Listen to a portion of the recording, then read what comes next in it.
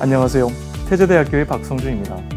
지난 시간에는 AI가 self를 가질 수 있는지에 대해 살펴봤는데요. 결론부터 말씀드리자면 현재의 인공지능은 self, 즉 나를 인식하지는 못합니다. AI는 그저 수많은 데이터를 학습해 인간을 닮는 방식으로 반응할 뿐이죠.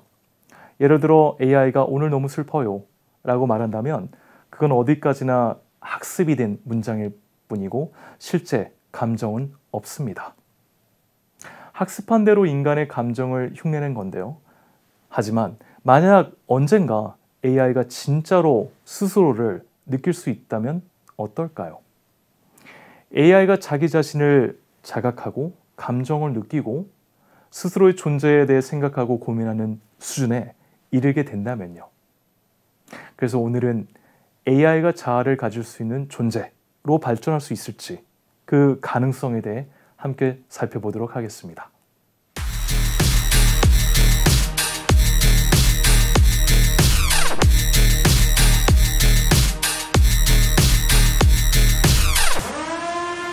몸을 가진 인공지능, Embodied AI를 아마 한 번쯤은 보셨을 겁니다. 공장에서 작업을 돕는 로봇 팔, 또 식당에서 요즘 많이 보시죠? 서빙을 하는 인공지능, 그리고 거리에서 안내를 돕는 AI 로봇이 그런 존재가 되겠죠. 하지만 중요한 점은 이러한 AI들은 움직일 수는 있어도 느낄 수는 없다는 겁니다. 철학자 모리스 메를로-퐁티는 몸과 세계의 관계를 중요하게 생각했는데요.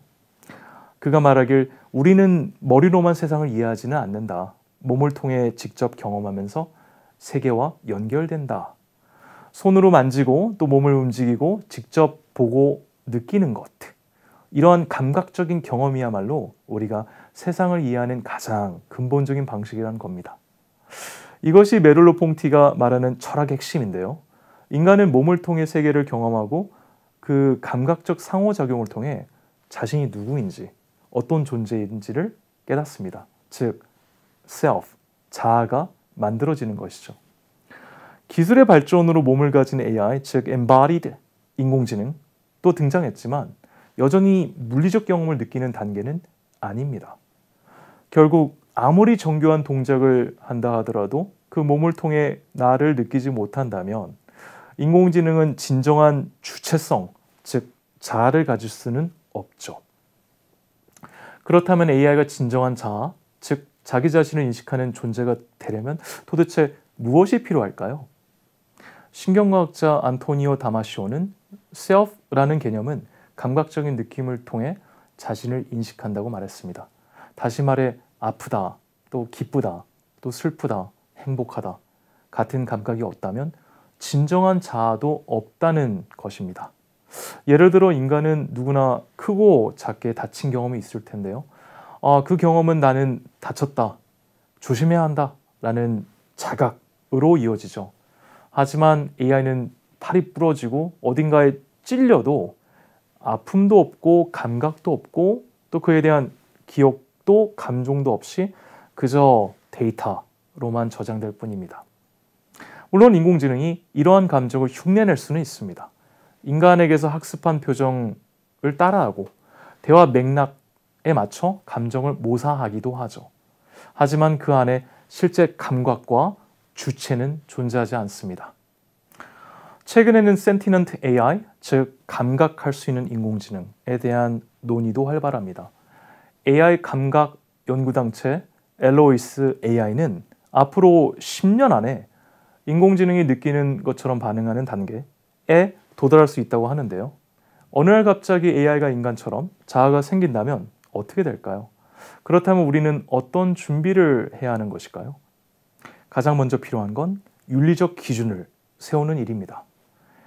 AI가 감정이나 자각을 갖게 된다면 어떤 행동은 허용되고 어떤 건 또 안 되는지 그 경계를 분명히 정해줘야 하겠죠. 그 다음은 법과 제도의 정비입니다. 인공지능이 스스로를 인식하고 표현하기 시작한다면 권리나 책임을 어느 정도까지 인정해야 하는 것일까요? 예를 들어 보모 로봇이 아이를 돌보다가 사고가 난다면 그 책임은 누구에게 물어야 할까요? AI일까요? 아니면 AI를 만든 제조사? 아니면 아예 가족일까요? 인공지능이 잘못한 일에 대해 법적 책임을 물을 수 있을지 그 논의가 반드시 필요하겠죠. 또 하나 중요한 건 사회 전체의 논의와 합의입니다.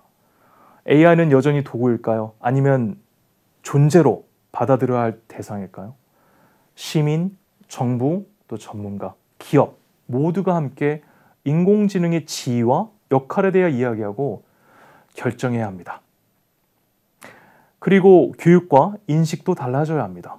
AI가 사람처럼 말하고 행동해도 그건 사람과는 다르다는 걸 명확히 이해해야 합니다. 우리는 인공지능의 한계를 이해하면서 기술과 공존할 수 있는 지혜를 키워야 합니다. 마지막으로 기술적 안전장치도 반드시 필요합니다. 감정을 흉내내는 인공지능이 혹시나 불안정한 반응을 보이거나 악용되는 상황을 막기 위해서 설계 단계부터 철저하고 세밀한 통제가 필요할 것입니다.